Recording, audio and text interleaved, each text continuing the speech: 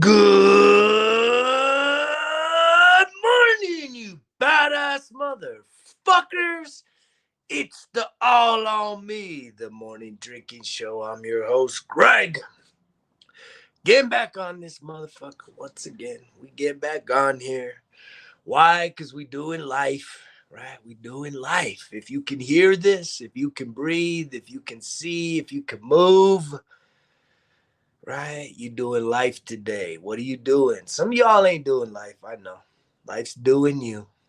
Right? You've been did in by life. And it's doing you. Good morning, motherfuckers. Good morning. I don't care what time it is. Right? Some of y'all watch this the nights, on the weekends, and you hear me saying good morning. Right? Guess what? That's because this is the wake up call, man. It's the wake up call. We're trying to wake your asses up, man. Can I be honest with you guys? Today, I don't want to get on this motherfucker. Right? Why do I do it? Why do I get on this? I don't want to get on this today. Right? I woke up early, probably before 4. And, I go through my routine, right? Which is I right away just start check all the thoughts, start going into positive thoughts, positive affirmations. And then I get into some journaling, right? And after I did the journaling, I was like, well, I want to do some meditation. But honestly, I couldn't even sit there and do meditation like sitting up. I was like tired again. So then I did like a sleep version of meditation, and it passed me out. And I was having like all these crazy lucid dreams. And I knew that, right, in my spirit, I wanted to be on here. But I just didn't feel like I had to focus. Or I said, man, if I wake up out of this deep sleep, I'm going to be groggy. So I might not be firing on all cylinders. Which again, when you hear me explaining this, it's all excuses, right? Because see, here's the thing is I've committed to being on here. This is beyond a job. This isn't a job. This isn't a thing about ego, right? This isn't just for me to be popular. I need to be popular. Right? It's I've been trying to explain this to my therapist, and I'm glad that there's other people that understand this, but when something resonates with you that's called a calling, when you say I got a calling, right? And I need to do this. A lot of us run from our callings, right? If we know about the story of Jonah, right? Jonah, he ran from his calling, but it still found him, right? It always finds us when we have a calling. And I've done that too. I've ran from my calling to step up, to be a leader. A lot of years I was comfortable just being a company man, right? Hiding in the crowd, hiding in the group, hiding in the, government agency. Even though people still see me as a leader. Like you can't hide it when you're a leader. You can put a disguise on and have a different title. But when you walk into a room full of people that got bigger titles, their titles don't mean shit because your energy shows up and everyone knows that there's somebody else here that has authority. And you can't, it's hard to run from that shit. So this morning, I just didn't feel like showing up, right? Showing up for who? Well, I know I'm going to show up for me. I know I'm going to show up for me. But the big part of a transcendent life, right? When you are really firing on all cylinders, and I'm seeing synchronicities here that you're not seeing, but I am, and I'm grateful for it. But that transcendent life, right? It requires the focus not to be so much on self, right? Because as I do life, I'm continuously filling my cup. And from that full cup, it overfloweth, right? Unto all of the people I interact with, right? And so there gets to be this place in life where I have sacrificed myself to serve others out of brokenness, out of avoiding real issues in my life. And this is one of those things where it's like I'm showing up. This is unconditional love. This is like a service that I am grateful for. And I tell you guys this, that if I was to have, if I was to be told you got 1 week to live, and same goes with you, new people pop in on this show all the time. If you were to be told you had 1 week to live, 7 days, what would you do different? A lot of you would, fuck, man, switch everything. I'm done working. I'm done this. I'm done that. I ain't doing that, doing this. And for me, my life is going amazing, wonderful, that I would be on this a lot, because this message that I have cultivated, that I have mined for and explored for and found, discovered within myself, is the truth. This message I would try and capture as much as I could, right? Because this message will outlive me. And that would be a big part of it. So knowing that I would invest a lot of the last days of my life, if I had a warning to get, I'd get on here like crazy. So that's how I know that it's a true calling of mine. It's something that really matters to me, right? Because if you only knew you had 1 week, are you gonna do stuff that don't matter to you? You're not. You're gonna do shit that really, really matters to you. You're gonna connect with the people you love. You're gonna try and maybe catch a couple experiences or do things. Like, to me, I'm not gonna waste time trying to travel and get one last vacay in. It's like, fuck that. I'm good. If there's a place I ain't been, I'm good. Because being right here, right now is all that matters to me. I know that I'm fulfilling my duty, my calling, my existence on this planet in this time. And that I am grateful for. You, I am grateful for. Thank you for showing up. But today I knew I didn't want to show up, but maybe if I showed up, something special would happen, right? And I've had an amazing week thus far, right? It's hump day, or it's whatever day you want it to be. But when you look back on the past few days, right? Maybe some of you are doing something new and you're already hitting that resistance where, man, it's getting hard. It's getting difficult. The emotions were there about, yay, I want to do this. I'm excited. But then reality sinks in and it's like, fuck, this is actually not a cakewalk. This is not simple. This is not easy. And I don't know if I could really do this. And it's like, if you start allowing all those thoughts, all that resistance, all that negativity to sink in, you will not succeed. Did you hear me? At least this go around. It may take 2, 3, 10, right? More times to try and actually change the mindset, to embrace the uncomfortable, to embrace the newness, to allow things to be hard and say it's okay when it's hard, because when it's hard and you survive it, you endure it, you persevere, you'll create discipline in yourself. Thus, you also create self-confidence, self-belief, self-worth. You have something to actually fall back on, right? Isn't that a beautiful thing? When you could fall back on something that was really difficult for you, and yet you struggled in the midst of doing it, especially early on. And yet now you can look back and be like, man, I'm proud of myself. I wanted to give up, but I didn't. I mean, just even in that this morning, I was sitting there and I was like, I don't got time to do this. I don't got time to get on the show. I don't got time to communicate. I'm going to probably be coming out of this crazy state of dream state or whatever. Fuck it, man. What does it matter? Right? What does it matter? And the question, the answer is it does matter, right? Because I believe that we need to start saying what we mean and meaning what we're saying. And that's the most littlest of shit. And I'm holding myself to the highest accountability on that. I can't tell you how many times people tell me shit and they don't ever follow up, right?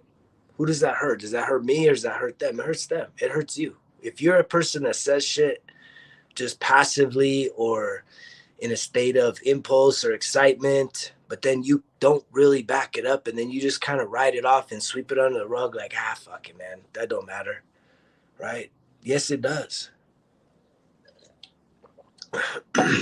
Everything that you say matters.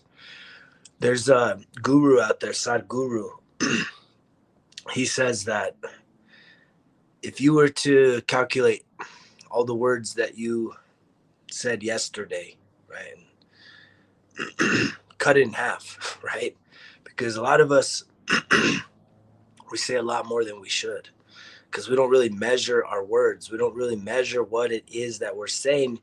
And we're just saying shit like kind of trying to brag, trying to impress.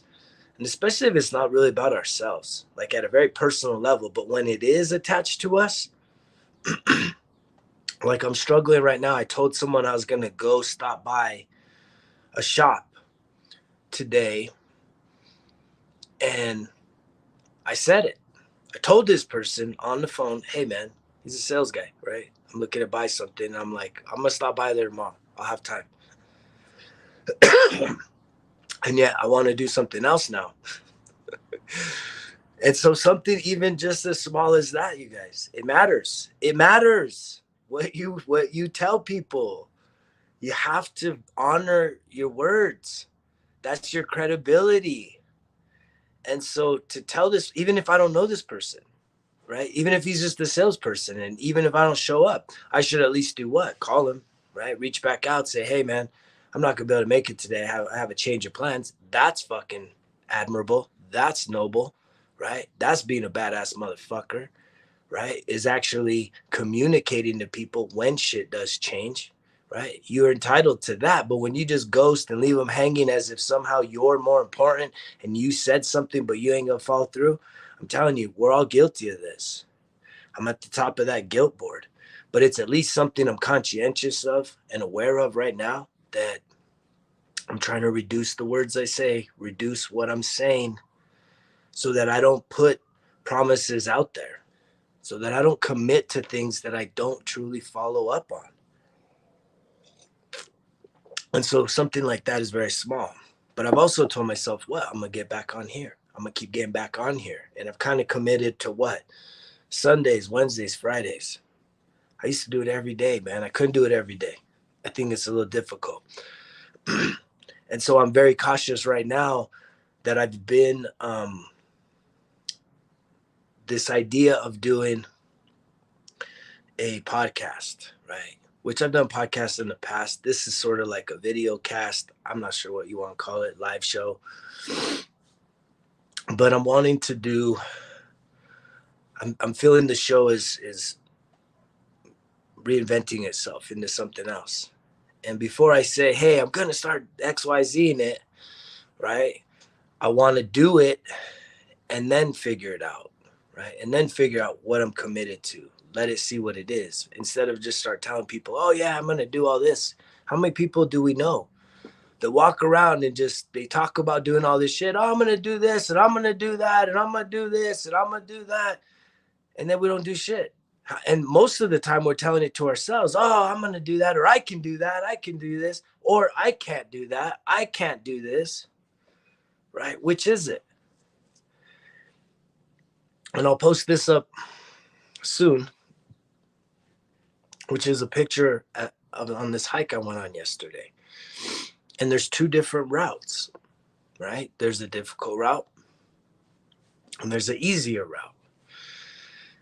And I took a picture at the post where the trail, right, is divided. You got to make a choice. You want to go the more difficult route, steeper, harder, or you can go the easier route.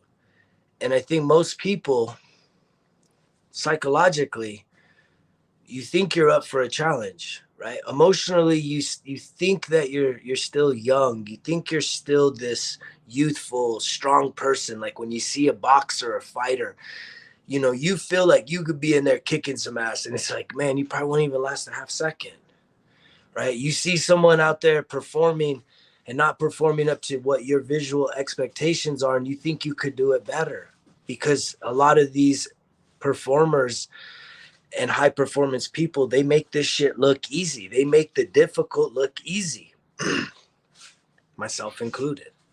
in many areas of my life. I make very hard things look pretty easy. Oh, wow, he's on top of that mountain taking pictures, right? Just taking a picture, how hard can that be? You guys have no idea how silly some of the things are I do to get the pictures. It's hilarious. But I have fun doing it, and so I don't give a fuck. But it's still, if a lot of people, what I'm thinking is there's a lot of people, right? Observers, spectators, more than actually performers, that sit there and you tell yourselves, "Oh, I do the difficult, man. I'm hard like that. I do the difficult." But then you look in the mirror, you look on the scale, you look at your life, and everything is everything contradicts that. Everything you're doing is actually the easy road, right? Which isn't so easy, right? Because when you don't actually engage life, when you don't actually step up to the plate, life is not easy when you're struggling in all different types of areas. See, someone like me, I was in that for probably way too many years, where I was allowing myself to just kind of give up and just say, this is it, this life, right? I'm in that settle down mode. It's time to settle down, right? Married and kids and stuff. And it's like, what? What? No, man, my body alone needs to be active, needs to be doing like strenuous things on a regular basis, or else, man, I really fucking get messed up mentally, emotionally, psychologically, all that shit. I really get messed up if my body is not being put to the test, challenged with all kinds of strenuous stuff. And not everybody's like that. I do believe we all need, right, a baseline of cardiovascular activity, right? You pick your chosen expression, right, to be able to achieve that. We all need that, right?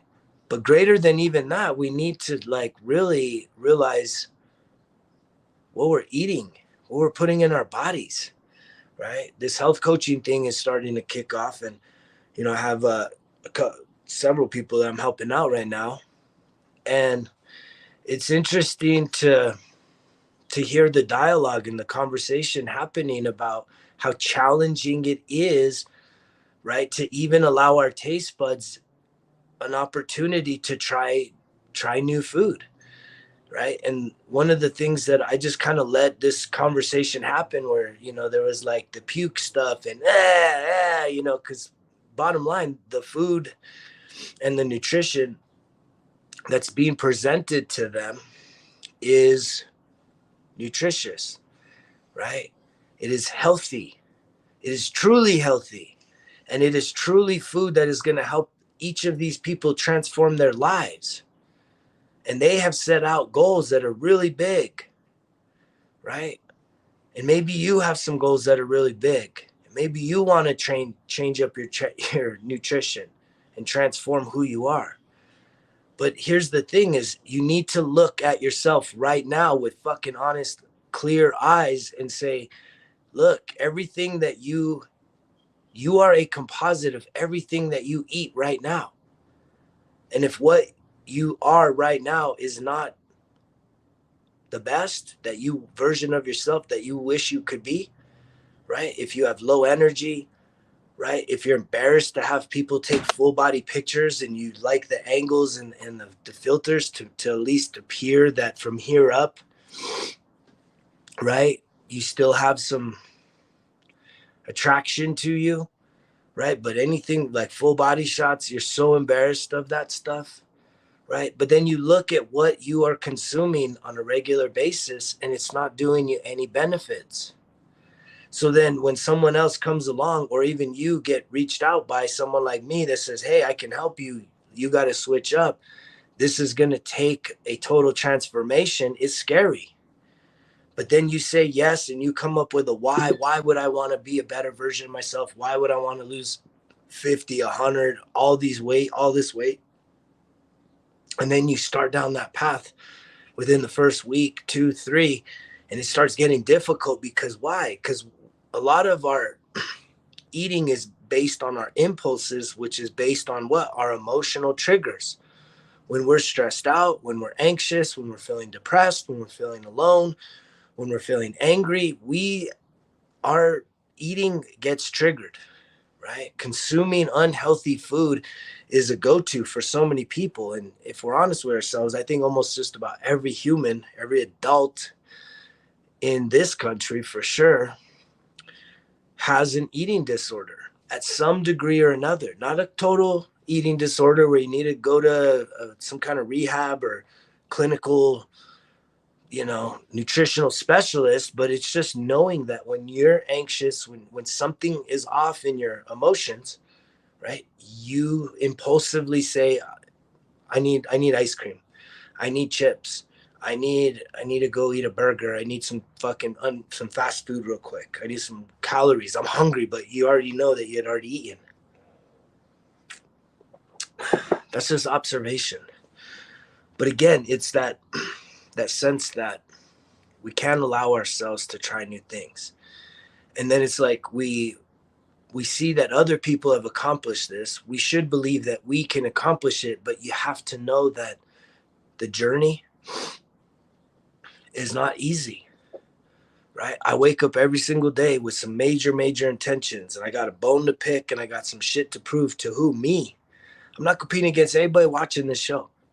I don't compete against any of you. So even when I get a calls, man, I'm jealous of you, I want what you have. It's like, dude, you can't have what I have. But I don't want what you got, and you can't have what I have. Just fucking become the best version of yourself.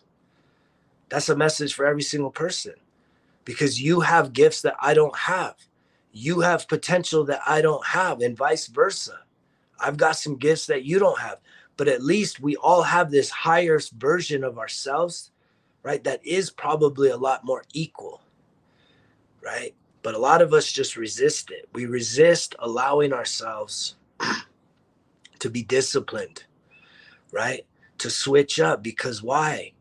Because if you stop being a drinker, if you said, I'm going to give up alcohol, well, guess what? Your alcohol is tied in this country. Primarily, alcohol is tied to being social, right? It's a part of the business culture. It's a part of socializing. It's a part of being like cool and going out and being hip, right? And if you were to stop drinking, you feel like you're going to cut off all of that access to other people. And at the end of the day, you got to ask yourself, what type of people are those that are still engaging at that in their 30s, their 40s, their 50s and beyond? It's like, are you kidding me? It's shallow. You know it's shallow.